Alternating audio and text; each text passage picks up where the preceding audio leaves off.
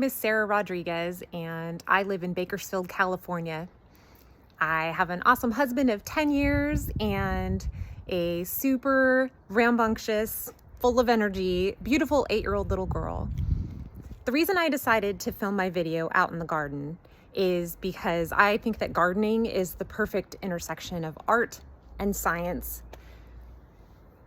You can plan and plot and get so detailed into the actual science of gardening, whether you're talking about soil or invasive species of insects, which we have plenty of, or the unpredictability of weather patterns.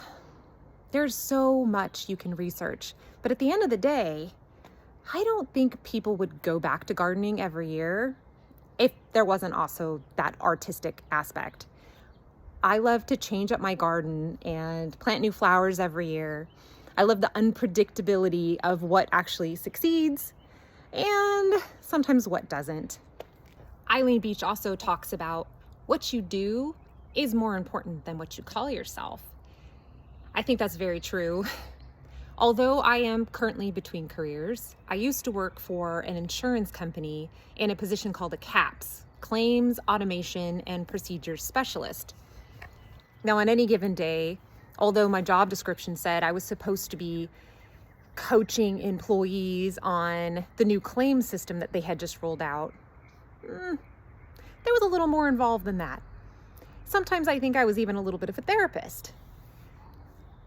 Once you establish the science, once you are comfortable with the employees that you're training, the students that you're instructing, then, as Biech explains, you really start to bring your own personality into your everyday job duties, and I like that. That is really interesting to me. In conclusion, I did really enjoy the introduction to Biech's book, and I'm excited to see what else I can learn about that intersection of science and art.